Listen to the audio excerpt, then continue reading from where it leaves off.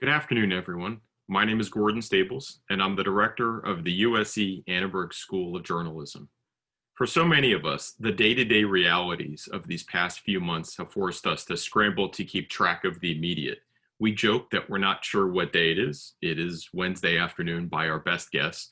But we've also realized that these past 6 months have forced our communities to begin reviewing and reconciling so much of what we have treated as present, so much of what we recognize as important, and so much of what we recognize is essential as we move forward. The virus has upended our routines, made us leery of being together, and in this pause from any sense of normalcy, we finally ruptured the polite but fictitious consensus that our society truly recognizes the inherent dignity in Black life. Today's conversation is a contribution to our attention and our focus, however briefly, to focus our attention to the question of the health of our local news community.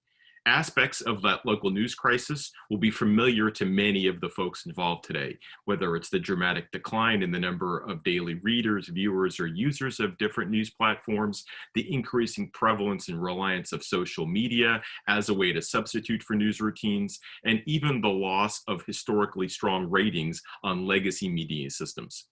But so much of this conversation takes place on a national or even global level.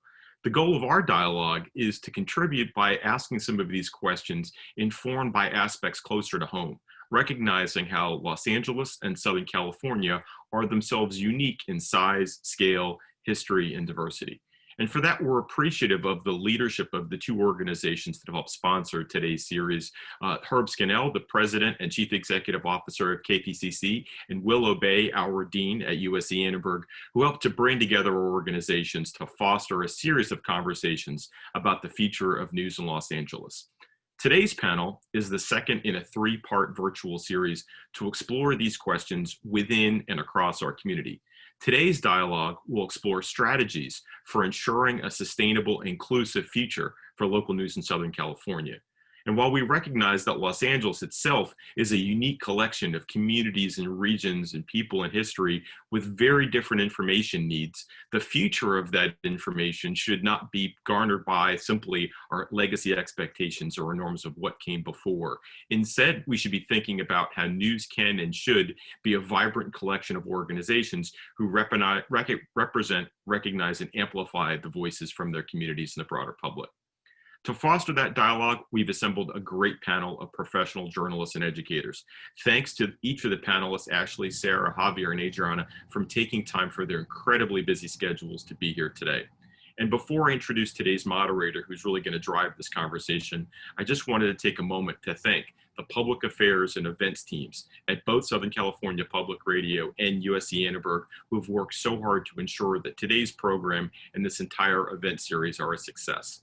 And with that, let me introduce today's moderator, Ashley Alvarado. Many of you know Ashley as the Director of Community Engagement at Southern California Public Radio. You may know her work as a journalist, but you may appreciate her role as someone asking these questions about how community engagement is central to the way that our news is produced and consumed. So you may be familiar with the way that her work focuses on developing strategies for engaging new and existing audiences across a range of platforms, from live storytelling series to other long-form projects. And I think the thing that makes just her a perfect person for this conversation today is it's at the core of the mission of what she views as journalism. So Ashley, thank you so much for making the time to be here today. And thank you for all of our panelists. And with no further ado, Ashley, the Zoom is yours. Thank you so much. I want to start by also thanking everybody who is joining us today. This event feels a lot like coming home for me. I'm a proud product of USC Annenberg, and I'm now nearing my 8th anniversary of working at KPCC. Today's conversation is in so many ways something that also feels like home. We've worked over the last several years, as Gordon said, to grow an community engagement team and approach at KPCC that aims to center community members' information needs and to produce content that is reflective and accessible.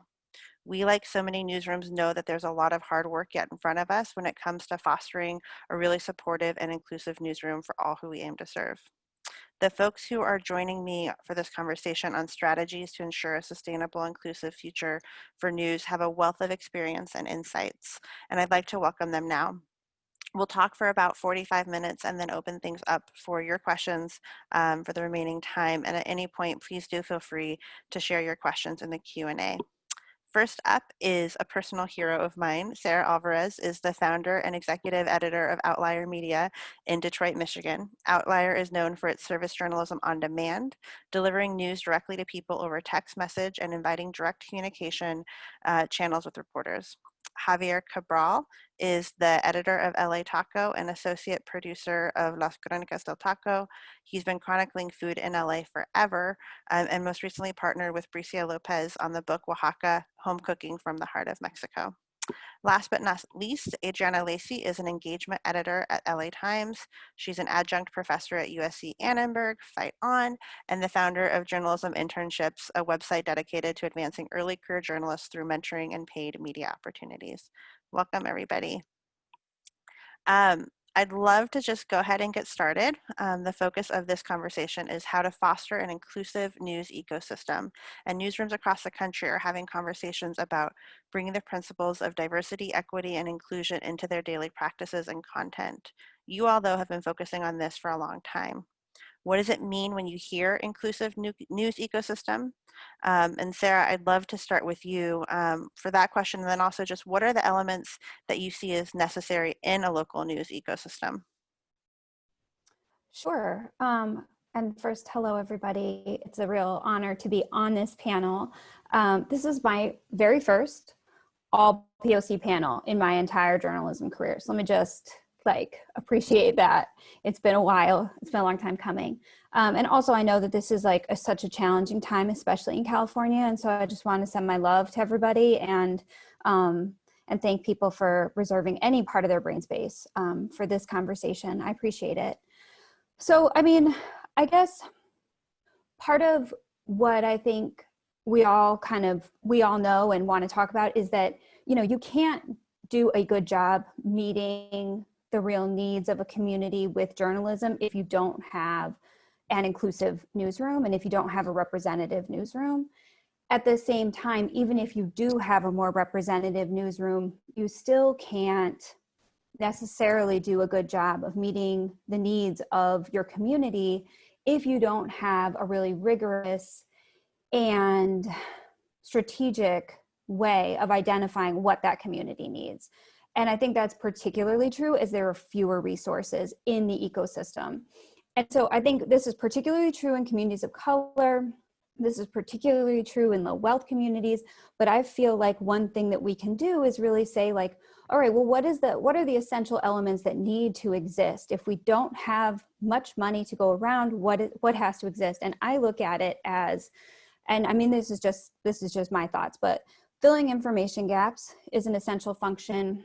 Enterprise and investigative reporting, record creation, of course, especially in communities of color. There's also such an important job for record correction and narrative shift work that reduces or corrects some of the harm that has been done by media previously. And then there's explanatory work, and then there's connecting community. So that's what I look at as these are the things that have to exist in a journalism ecosystem. And that's kind of how we can look at what we want to try to do together, what roles we should play, because we can't and shouldn't have to do all of those.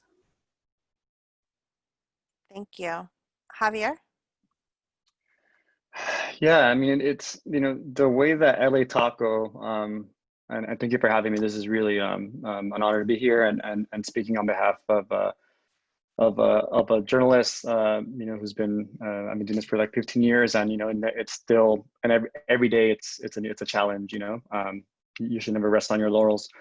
With LA Taco, it's really unique because LA Taco has been around since 2006. It started as a graffiti arts and culture and tacos website, and maybe 4 years ago we revamped it, or the publishers did, as a news first platform pioneered by Daniel Hernandez, who I'm sure many of us are familiar with here. He was the first editor, and he fostered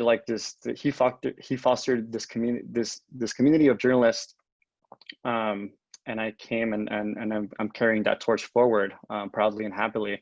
I think what the number one thing, I mean, that I can speak of is just invest and don't be afraid to take risk, because that's, I mean, you know, we're in this panel to talk about you know, inclusiveness and how to have a diverse newsroom, because I've always believed that, like, if you hire people, if you hire diverse people, you know, they're all gonna create content that is appealing to their communities, and that's something that LA Taco has learned, you know, because it's whether we created this term, well, not created, but our kind of quote, our term is a street level journalism, right? So what does that mean?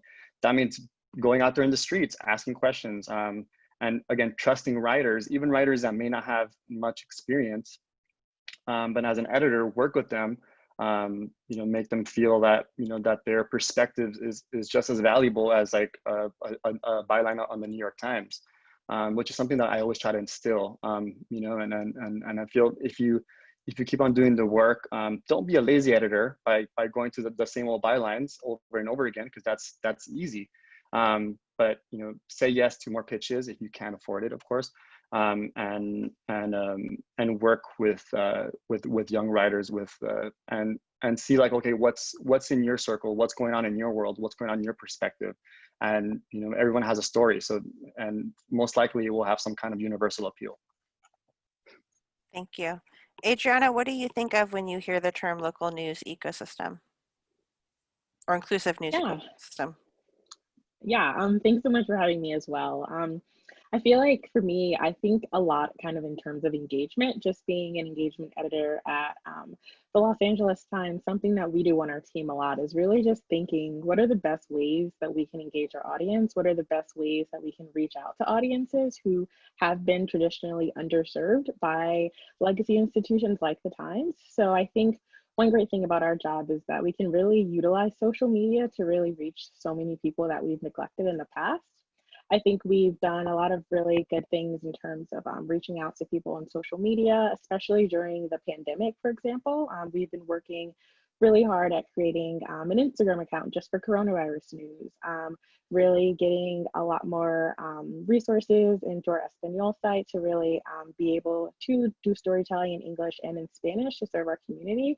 And then kind of just echoing what Javier and Sarah said, just always making sure that we have an inclusive newsroom to start is so important, because without that, we're not really able to tell the stories that our community really wants to hear. Thank you for that. And maybe we could stay with you to start this next question, which is, what are the conversations about inclusion that you're having in your newsroom? Yeah, so right now we're kind of looking at inclusion, I would say, in two ways. So of course, we're kind of looking at our newsroom right now and kind of seeing, you know, does our newsroom reflect Los Angeles? So right now we've seen a lot of work, especially with our union, to really try to recruit and retain more people of color, especially Black and Latino reporters. So we're really starting there to kind of really figure out and really think about, you know, what does our pipeline look for, you know, having young journalists come to the Times and really make a career for themselves. How do we recruit more people from Los Angeles to join our team? So we're really just thinking kind of in terms of staffing, what are opportunities that our staff can do to really kind of see success in journalism. And then the second way, I would say, we're just really thinking about different ways to do storytelling. I think for so long, it was just kind of like, you know, here's our 1,000-word piece kind of summing up an event. But we're really kind of looking at journalism as not just kind of text, and really just thinking of more creative ways to do storytelling, whether that's live events, kind of virtually like we're doing right now, or whether that's, you know, broadcasting over Instagram Live, or whether that's an Instagram account, or whether that's kind of like a Twitter moment. We're just kind of really looking at new and unique ways to reach our audience. And I think, so Sarah and Javier, both of you through your organizations have done a lot about inclusion when it comes to accessibility and reaching audiences where they are, whether it comes to the subject matter or the form of delivery. Would either of you be interested in talking about how you're talking about inclusion in your organizations? Do you want to go first, Sarah? Please. Sure, I can. So yeah, I mean, we think of it in like we've all talked about, right? Internally, we're a very small newsroom, so we don't have a fairly new newsroom founded in 2016. So we didn't inherit, you know, a lot of the issues that other legacy organizations have, and that's allowed us to be reflective of the community in a way that I'm so proud of. But the other thing that we do is constantly, like Javier said, like we're always trying to do better, right? And we're always trying to bring our community into the news process. And that's primarily by like assessing information needs in an incredibly rigorous way through surveys and also a lot of data work. But then we also have this responsive news system. We do it over text message, but we have such a tight feedback loop with our community, and that's the way that we ensure that we are continuing to meet their needs. The other thing that I did want to just say about how to foster an environment where you can actually really support journalists of color in particular is that I think that, you know, one thing that I've learned is that you really have to be willing to support individuals and reporters and to understand that those are separate things. And sometimes, you know, what you have to do is say, for my newsroom, like I'm hoping that the interests of Outlier and somebody's personal interests align for a short period of time or maybe a long period of time, but I'm not expecting that that is going to be true, and that doesn't mean that I don't support that person and their professional goals, right? And I think that really being realistic about how much we want to support people in this ecosystem, not just in our own organizations, is important to be honest about. But yeah, so those are the two ways that we're looking at it internally and then in our community.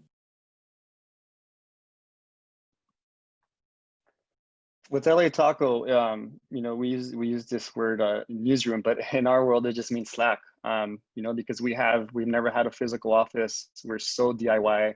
We're super independent.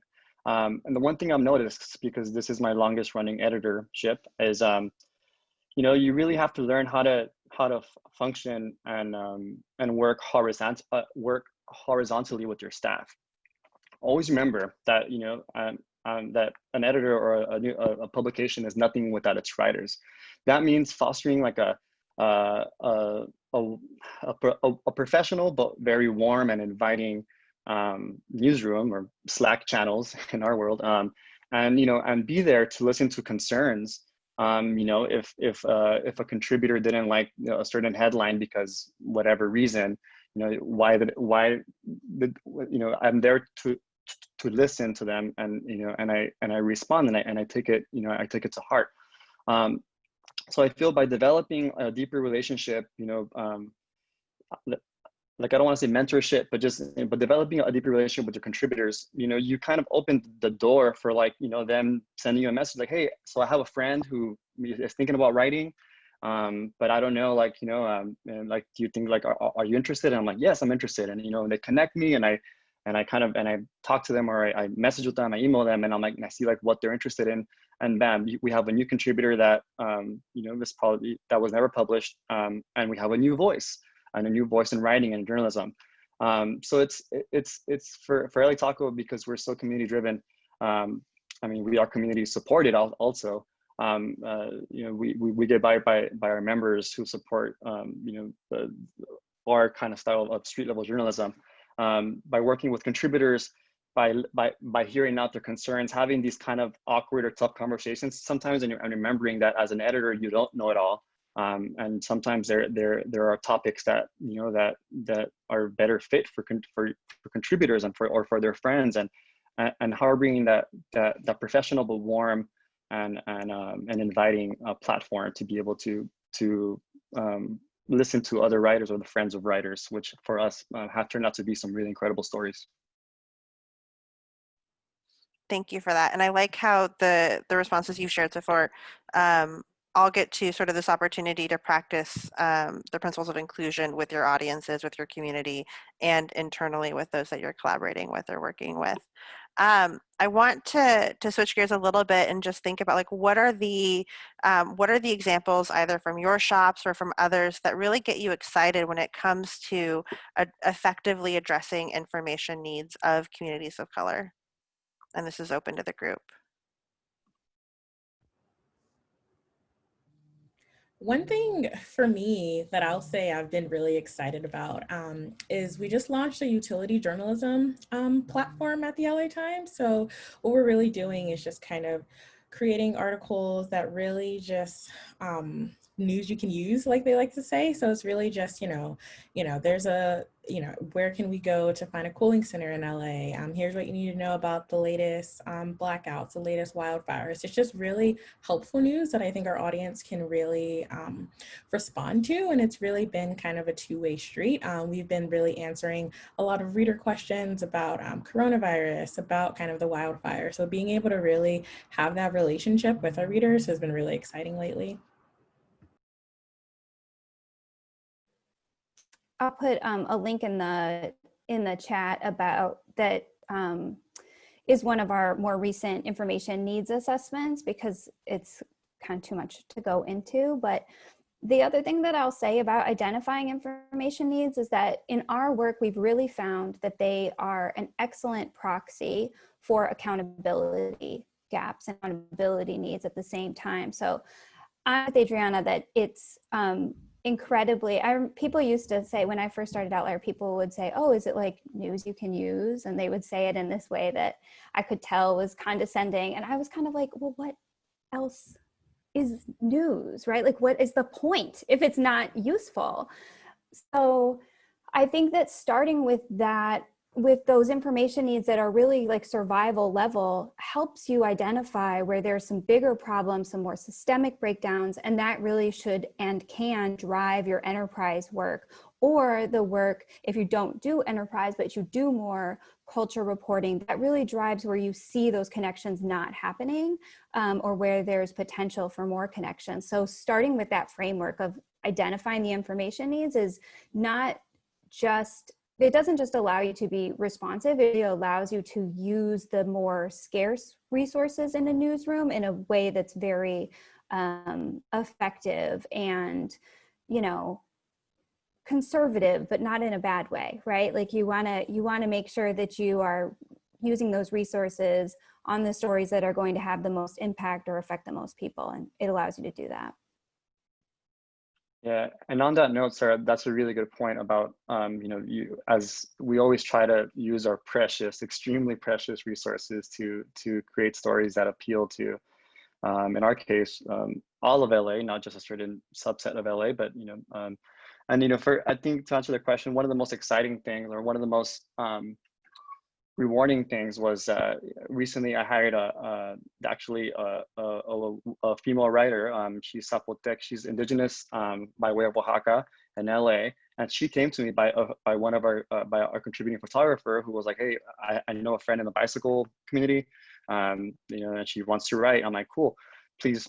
I connected with her. I met with I connected with her, and she hired a story. I mean, I assigned her a story because I was notified of this Oaxacan man who passed away from COVID, and no one did an obituary on him. So I just felt it was my responsibility, because I'm in this communities, to write an obituary for him. So I hired her. She did a great job, and then she emailed me. It's like, hey, so his family, his extended family in Oaxaca, they can't read it because it's in English.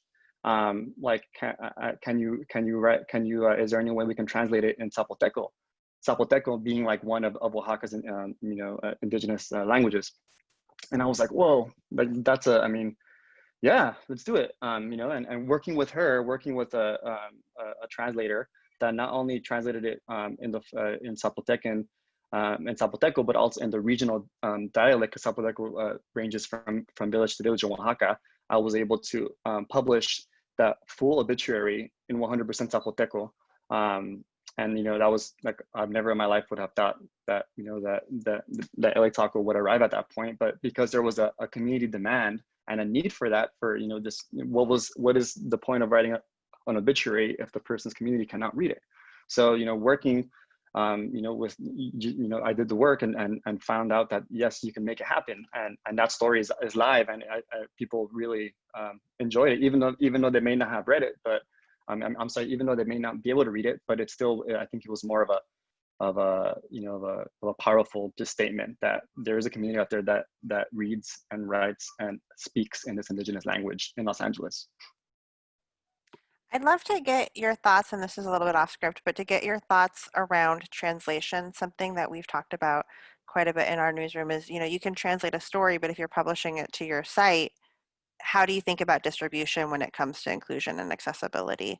And so I don't know whether it's something that's come up for others outside of the story you shared, Javier, which is great. But if you have thoughts on this. And with LA Taco's case, it's interesting because, I mean, tacos are from Mexico, and LA has the second highest population of Mexicans outside of Mexico City. Almost the entire city speaks Spanish, or at least knows enough to order to order tacos in Spanish. So sometimes we do have demand to translate in Spanish, but that is then the resources come into play, right? Because I don't want to ask for free work from a translator. So if there's a demand for it, I have done it in the past, but in our case, it goes back to the resources. We barely have enough to get by to pay freelancers. So we would like to get to one point in the life of LA Taco to be able to pay Spanish language stories for sure. Thank you. I also wanted to share just a couple examples of how we're meeting information needs at KPCC. One is we've been able to focus on human-centered design in recent years, which has been really great because in the same way that Sarah is talking about identifying information needs, it's meeting with folks and designing coverage around what we learned that way, as opposed to going the route so many of us grew up with newsrooms and an editor's table deciding what people cared about, and it's just been a really fruitful process for us in learning more about opportunities. And the other is similar to what Adriana talked about, and really thinking about how can we just one-on-one identify information needs and address them. So with the pandemic, we've now received and answered personally more than 4,000 questions, and I know, and I think we have to share anytime we talk about that not every newsroom, that many newsrooms do not have the capacity to do it, but that when you meet those information needs, or when you invite them and have conversations, we have more than 50% of folks who ask questions also sign up for newsletters. And tying it back to that theme we've had of inclusive journalism and sustainability, I think when we have those opportunities to connect the dots, it's good to do so. Before we totally leave this question, though, I did want to ask, are there other newsrooms or other outfits that are really exciting any of you when it comes to the approaches that they're taking? Yes. One of them that I'd like to shout out in particular is Documented in New York. I really love their model, and I'm a big supporter of their work, and they are immigration focused and deliver most of their information over WhatsApp. And then they also do more investigative work, and they have been able to do so much with very few resources because of their focus and because of their connection to that community. That's just like a really beautiful and impactful model. And there are so many. There actually really are so many. Do y'all have some that you want to shout out? Yeah, I mean, I agree. One thing I will say, I've been so excited just to see how many kind of really hyper local and really just focused outlets I've seen just kind of pop up over the past few years. I think for me, I'm a native of Philadelphia, Pennsylvania, so I really love Billy Penn, and just kind of a nice, really hyper local website to really just learn about what's going on in Philadelphia. Really love their newsletters, and it's just a way to really stay connected even though I'm still so far away.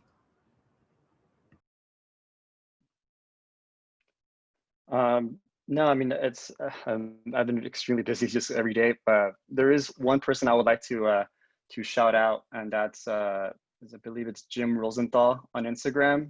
He was a person who broke the squirrel story. Out of all the platforms in Los Angeles, this dude from like Minnesota found out what was happening with the PLC workers in the restaurant and gave them a platform to voice their the concerns and the injustice that we're going through. So Rosenthal has really been doing some deep community journalism across the country, actually, more like food culture focused, but that's all I got. And if people want some more folks to look into, and this is not an exhaustive list by any means, but there's Free Press that has a really interesting organizing model, and they are based in Philly.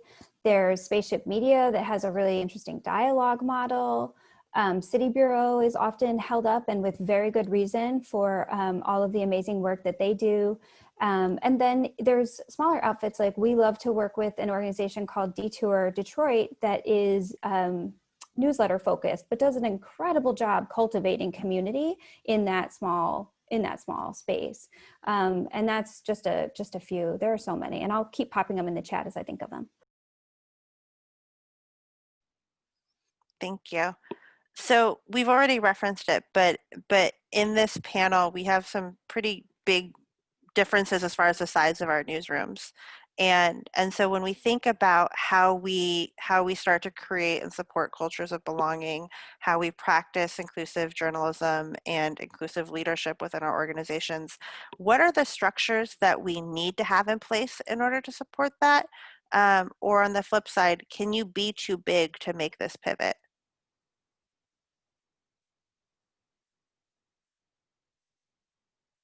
Now the awkward Zoom pause.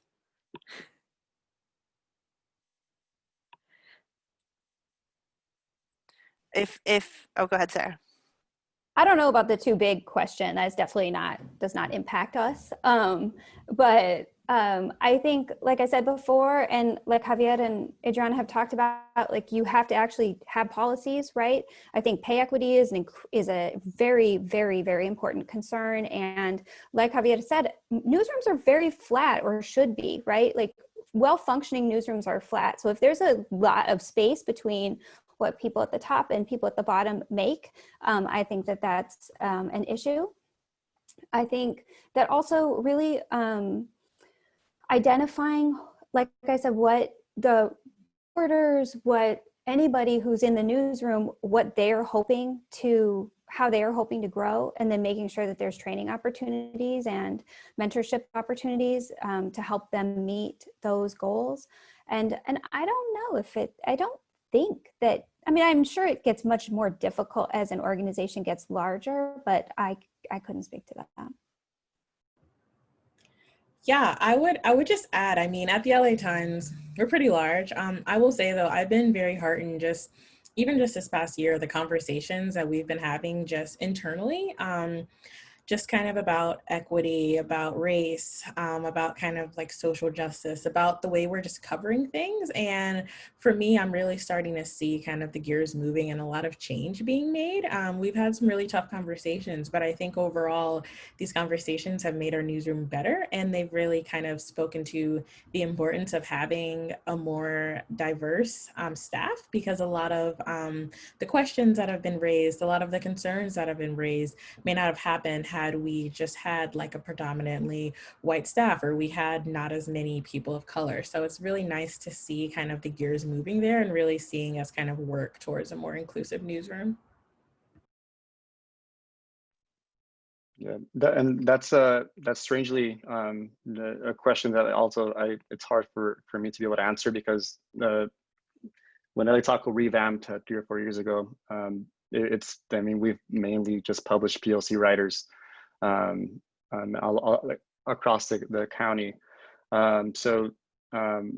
For me, actually it's like the opposite problem. Like I'm like the only person on staff, and sometimes it's like I wish I can get back to as many contributors and publish more stories, but it always goes back to resources. It always goes back to, I also don't want to ask for free work, and I want to make sure that everyone that we can pay as much as we can. So it's I feel like that's in the conversation entirely, is like the budget and the funding of local journalism, of inclusive journalism, because that's something that like I'm sure all of us have a lot of trouble with. So that's the biggest issue for me and for LA Taco. That's my opportunity. Oh, sorry. I'm so sorry. Maybe I should also just say that, like, especially for smaller organizations and for organizations that do a really good job on these metrics, and we often don't get rewarded for it, but neither do large organizations that haven't done a good job. They don't get penalized for it often in terms of, you know, if they're looking for funding or they're approaching foundations. So I think that the other thing to say is just that, like, transparency matters, right? And transparency about personnel policies, about payment, about representation, right? Like Adriana said, about some of those conversations that are happening about objectivity or equity or whatever, that those, you know, newsrooms need to be comfortable with being held accountable if that's what we're also going to try to be doing in the community.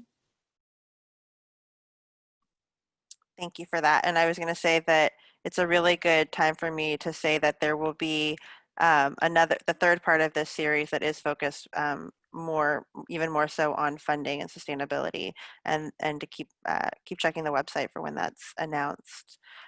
One more question before we move over to the questions from those watching the video.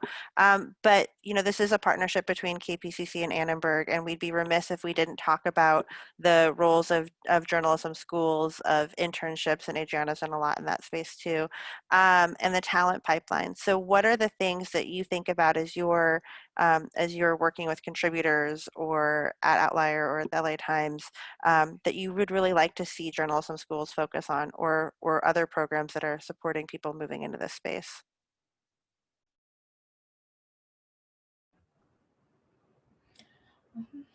I would say I kind of have been really lucky because I've had a kind of an interesting perspective with just because I do teach at USC and kind of work in the field.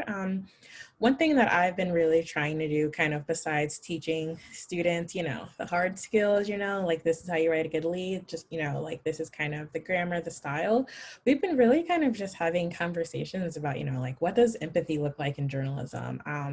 Let's talk about this idea of objectivity. Does it serve our readers? What does journalism that serves readers truly look like? And I think just really having those kind of serious conversations, especially in J school right now, is extremely important. One thing that I've noticed just by talking to a lot of different universities and talking to students at their student papers is that a lot of these racial reckonings that we're seeing at large newsrooms are also happening kind of on the collegiate level as well. We're seeing students kind of really get serious about more inclusive coverage of communities on their campuses. We're seeing students really be more aware of, you know, what are the people that are represented in our newspaper, who's writing the stories, what does our staff look like? And I think that's been really, really important. So I think just really continuing to have those conversations and really teach empathy and really teach, you know, learning more about communities and really creating a service model for journalism is really important for students.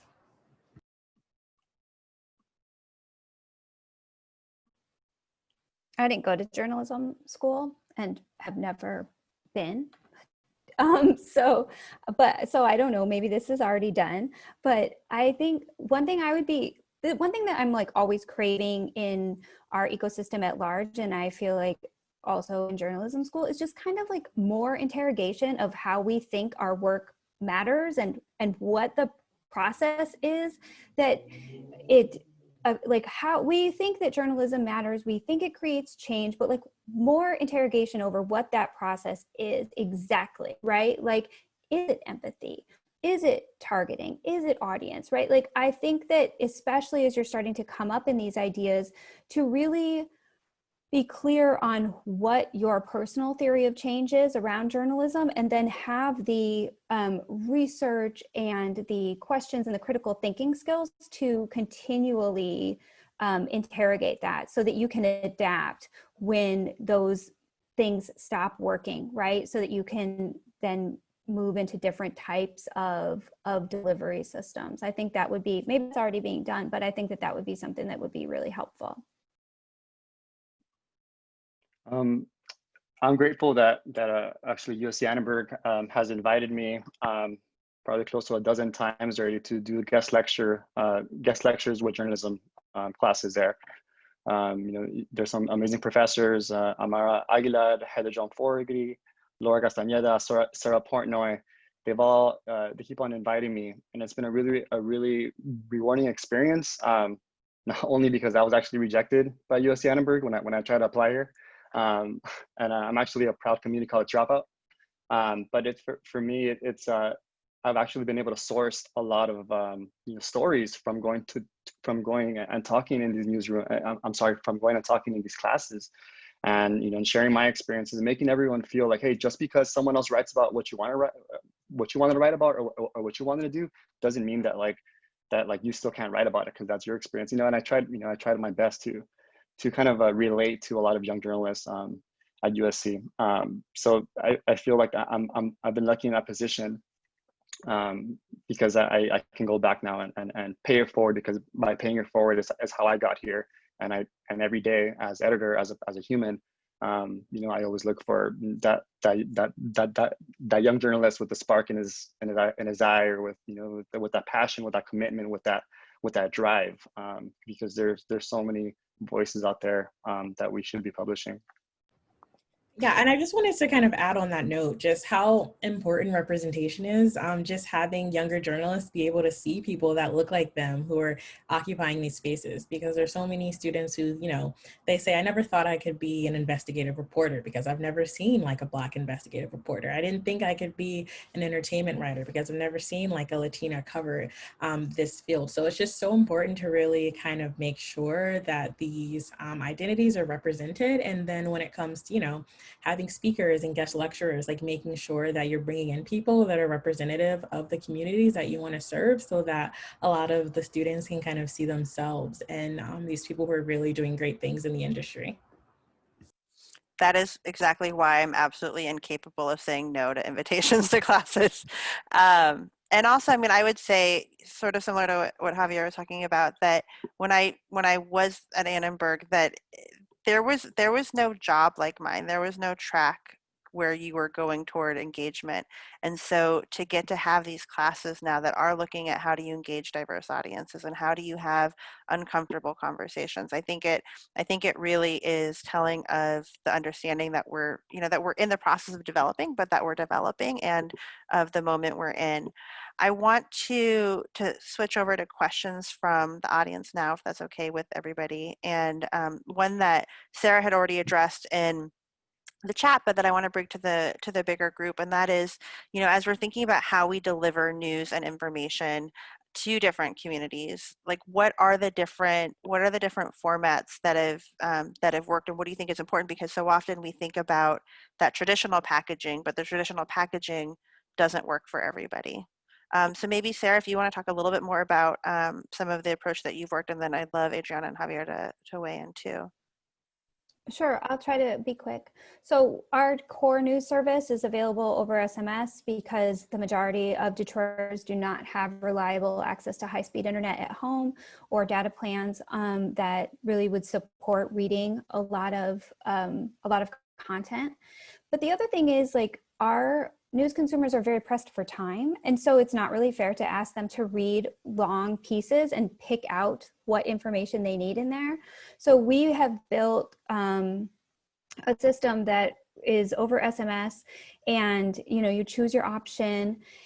And if you ever have a question, there's many times that you're prompted to ask for a reporter follow-up. And that's a lot. Those are where we get most of our investigative leads, that along with seeing the quantity of questions about a certain issue. If we're seeing a lot of problems in a certain issue, then we know that we need to do more reporting around that.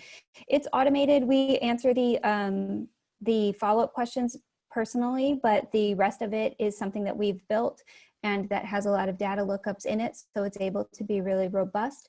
If anybody wants to try it, I'll put the number in the chat. But that's one way that we do it. And then we're also just very experimental in terms of thinking about how we could reach people. I would love to hear from Javier or Adriana. One thing that I don't see a lot of in our ecosystem, and I wish I saw more of, was short form explanatory work. I feel like there's a real need for that, but it's not something I see a lot of, and a place that we definitely want to grow. Yeah, to add, I think SMS is definitely a really great tool. It's something that we use at the LA Times as well. especially now, our sports reporters have been doing a text messaging service. A lot of them are in the NBA bubble, and they kind of send updates and photos to readers. You can respond with questions and they answer those. So I think that definitely meets kind of the information need of being pressed for time. Another product that really works well for us is just newsletters. We have a host of newsletters, whether it's a morning newsletter, our coronavirus newsletter, arts and culture. We just kind of have a suite of different interests that people can subscribe to. So we've really seen a lot of success there. Facebook groups has also been something that's really worked for us. We have a virtual book club, virtual now because of the pandemic, and we've seen a lot of just natural organic conversations kind of just like spring out of this book club, and people are kind of talking to each other and really being able to discuss the work. So that's been really great. And then kind of getting towards the short form, I think that's something we're really trying to do more of with our utility journalism. One thing we've really started to do a lot on social media is actually kind of explainers on Instagram. So pretty much we just kind of have these cards, you know, like what is a pandemic? You know, like what do these words mean? Early on, we really were experimenting with this, and you just kind of keep swiping and you're learning more and more about the coronavirus pandemic. You're getting your questions answered about wildfires and things like that. So really just getting information kind of short and easy to read, and then also on the platforms that people are consuming it, like Instagram, has been really successful. Yeah, again, and we're different because we're journalism. We're journalism fueled by free tacos. That's what I talk. You know, like we're member supported, and you get like a member black card, and you go around LA and different taco shops that we're partners with. They will give you free taco or free drink, and by you supporting us with a monthly fee, you get, you know. And before we used to have like monthly member meetups, right, at like a different spot where, you know, it was a brewery, and, you know, or like different smash burgers or whatever shop. But right now, because we haven't been able to do that, we actually just launched a members only newsletter. That's it's by Hadley Tomiki. He's one of the co-founders of LA Taco, an OG. He's great, and he's and so what we treat this newsletter as an extension of our Slack newsroom, right? So what that means is that we you know, we talk a lot, we post a lot of potential news leads and tips, you know, and then across like the different beats, you know, news, culture, food, music. But of course, because we're so short-staffed and under-resourced, none of those, I mean, not all of those stories make it out as full features. So what we do is, Hadley's been making, he's been sharing like this, like the way that journalists communicate, the way that we talk in this newsletter, and making our members feel included in our journalism selection and our stories. So we post all the leads that did not make it into full stories. We also have like a member highlight, like a meet your member section, where we have a member kind of posts a selfie or a portrait of them, and, you know, who they are, why they support independent journalism, what would like to see more. And again, you know, you're creating this communication, this dialogue with readership, which is, you know, it's what supports all of us. At the end of the year, we're going to launch an LA Taco app, on which we're hoping to will bring us a lot of momentum and more resources, because it's going to be, you know, like if you want some great tacos, you can pull it up anywhere you are in the city, and like, okay, go there. And while you're waiting for your tacos, you can read about, you know, politics. You can read about the protests. You can read about, you know, our other stories that aren't food. Thanks for sharing all of that. I would love to give a shout out to Conexión Migrante, if anybody has heard of them, but they're an incredible website based out of Mexico, and they launched in order to initially to talk about immigration policy, and then really realize there's an opportunity to help immigrants navigate life in the United States, and some of what they've done has been in response to questions that they've received through phone calls, through messages, and they do a lot of these shorter explanatory stories that you were getting to, Sarah. And one of the all-time top performers they've had was around, you know, I think it was, I'm in the United States, I'm undocumented, my child was born here, how do I get him Mexican citizenship? And so it's a story that might feel like it's for a very specific audience, but that it's done really well because it centered the need, and it was written in a way that was accessible. I think because we haven't brought it up, I would just also say one of the things that we've had a lot of success with is with direct mail distribution. And that's been really exciting as we think about how can we intentionally get in front of folks and how can we prioritize the delivery of information in doing so. We have only a few minutes left, and so I want to try to get to a few more questions. And one that I thought was particularly interesting was a question about religious diversity and how can we be more inclusive in the coverage or the representation that we have within our organizations. I'm paraphrasing, so I apologize if I'm getting it wrong. But are there thoughts there, and how we, what opportunities there are to be more inclusive, or what the benefits of that would be?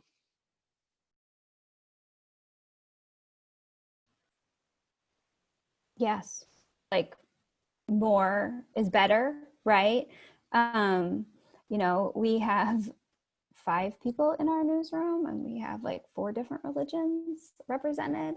And I think that that's just, again, like part of the conversation about objectivity and about where people are coming from and about what norms we are, we are defaulting to. So I think that more diversity only allows you to serve your community better. Again, I don't think it's enough, but I think it's essential. Yeah, absolutely. I think it just makes your reporting better. We've written so many good stories, even at the LA Times lately, just about how religious practices have changed because of the pandemic. And we've done so many stories about how so many different religious leaders are like kind of pivoting to doing sermons and lessons on Zoom, and how baptism looks different and so many other things. And I think that just by having people in our newsroom who are aware of these things, who have religious diversity, has really just helped us to have some really rich storytelling when it comes to angles like that. Yeah.